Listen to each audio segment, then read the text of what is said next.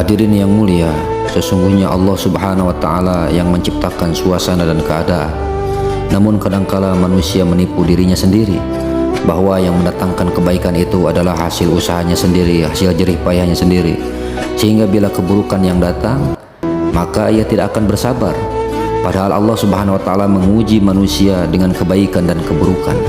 Sebagaimana Allah Subhanahu wa Ta'ala firmankan, A'udzubillahi minasyaitonir rajim, wa ma bikum min ni'matin faminallahi thumma idza massakumud durru fa ilaihi taj'arun. Allah SWT berfirman, dan apa saja nikmat yang ada pada kamu maka dari Allah lah datangnya, dan bila kamu ditimpa kemadharatan maka hanya kepadanya lah kamu meminta pertolongan. Kebahagiaan dan kejayaan ada dalam perintah-perintah Allah Subhanahu wa Ta'ala sesuai dengan tuntunan baginda Rasulullah SAW. Di balik penciptaan benda-benda ada perintah Allah Subhanahu wa Ta'ala. Di balik suasana keadaan ada perintah Allah Subhanahu wa Ta'ala.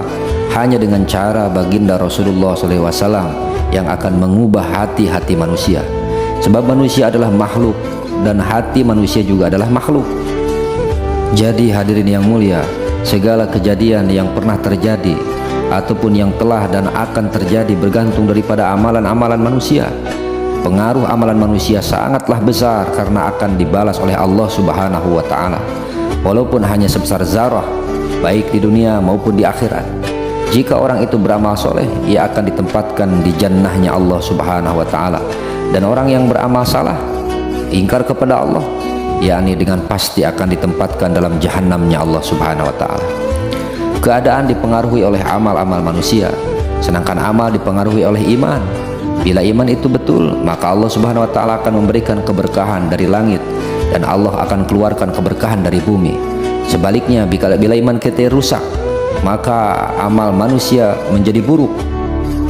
Kemudian amal ini akan terangkat ke langit, lalu Allah Subhanahu wa Ta'ala akan menurunkan berupa bencana-bencana, musibah-musibah yang terus silih berganti berdatangan kepada manusia, diakibatkan yakni daripada amal buruknya manusia. Dan ketahuilah, kejahatan-kejahatan, keingkaran-keingkaran ini senantiasa didukung oleh hawa nafsu manusia.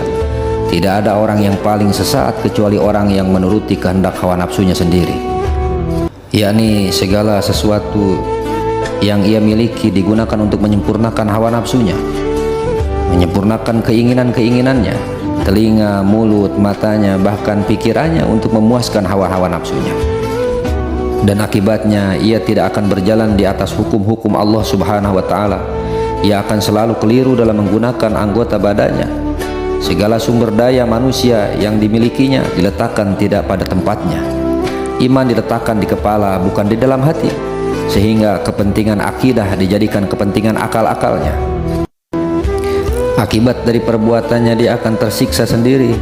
Salah satunya dia akan memikirkan langit yang tak bertiang, dikaji, dipikirkan hingga hanya bisa berandai-andai saja. Manusia pada dasarnya ingin hidup bebas, berangan-angan ingin hidup bebas, tetapi tidak ada yang bisa hidup bebas. Barang siapa mengikuti peraturan, maka ia akan selamat daripada siksanya Allah Subhanahu wa Ta'ala. Dan yang tidak ikut peraturan-peraturan Allah Subhanahu wa Ta'ala sudah dipastikan akan celaka, sengsara selama-lamanya di akhiratnya Allah Subhanahu wa Ta'ala. Orang yang meletakkan dirinya dalam tertib aturan-aturan Allah Subhanahu wa Ta'ala akan menjadi baik, dan kebaikannya akan dirasakan juga oleh orang lain.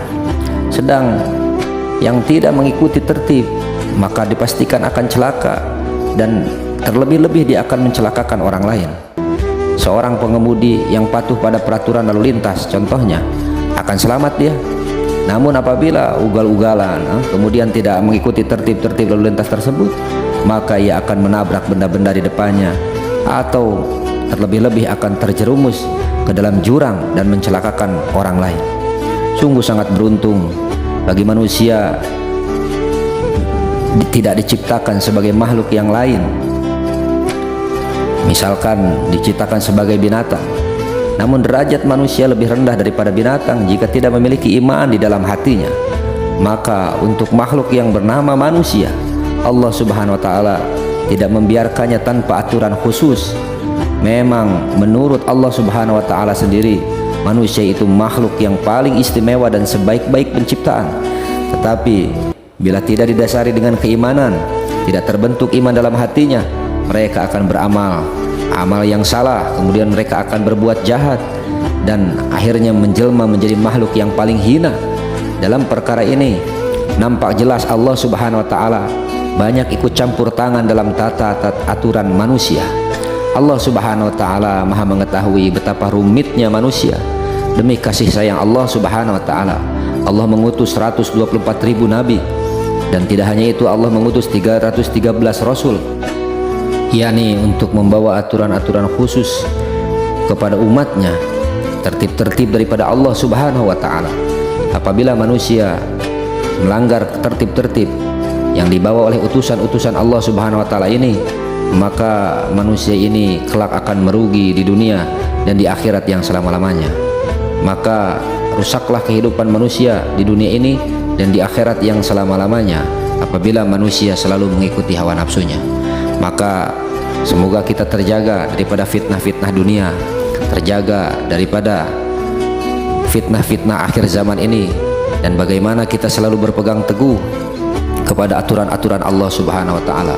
Semoga kita diistiqomahkan dalam ibadah, dan semoga amal ibadah kita ini diterima oleh Allah Subhanahu wa taala, dan semoga sifat-sifat busuk dalam hati kita dibersihkan oleh Allah Subhanahu wa taala. Istiqomah dalam dakwah, istiqomah dalam ibadah, insyaallah.